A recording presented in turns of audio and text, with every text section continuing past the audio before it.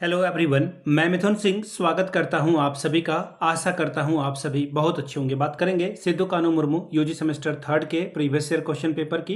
Paper था आपका botany का MN2। इस पेपर का कोड है, सेशन था 24-28 का। आगे बढ़े उससे पहले मैं आपको बता दूं, पिछले 5 साल के जितने भी प्रीवियस ईयर क्वेश्चन पेपर है, सारे क्वेश्चन पेपर की PDF आपको 69 रुपीज में अवेलेबल करा दी जाएगी। दूसरी बात, 199 रुपये में आपको सजेशन प्रोवाइड कर दिया जाएगा। अब ये सजेशन क्या होता है भाई? सजेशन यानी कि वेरी वेरी इंपॉर्टेंट क्वेश्चन, ऐसे सवाल जो एग्जाम में बार बार पूछे जाते हैं, आंसर के साथ आपको प्रोवाइड कर दिया जाता है। यहां से मेरी ईमेल आईडी आप देख लें, yourmithunsingh@gmail.com पे आप मुझे मेल कर सकते हैं। इंस्टा पे अगर आप हो, डू फॉलो मी @imithunsingh। बाकी आप मुझे व्हाट्सअप कर सकते हैं 7979054474 पे। तो चलिए बॉटनी वाले क्वेश्चन पेपर को हम लोग देखेंगे कि किस तरह का सवाल पूछा गया था। यहाँ से आप देख पाएंगे यूजी सेमेस्टर थर्ड, और यहाँ से आप 2025 देख पाओगे, एग्जामिनेशन 2025, जो कि गलत बात है। जुलाई 2026 में आपकी परीक्षा संपन्न हुई थी।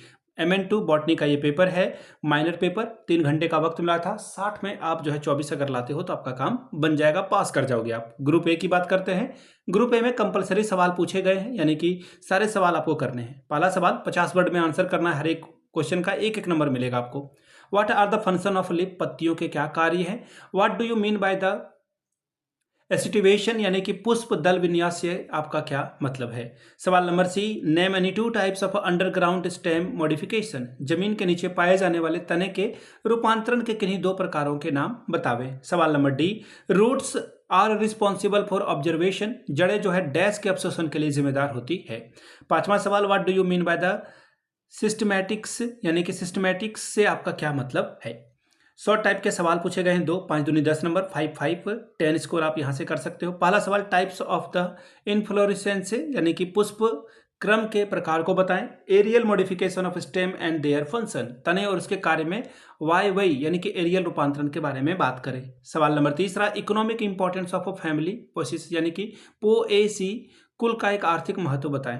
ग्रुप बी की बात करेंगे, 15 या 45 नंबर आपको यहां से मिलेगा। Explain the Bentham's and Hooker system of classification, Bentham और हुकर की वर्गीकरण प्रणाली को समझाएं। चौथा सवाल, what do you mean by the structural changes in roots which allow to adapt in scientific environment condition, explain in detail.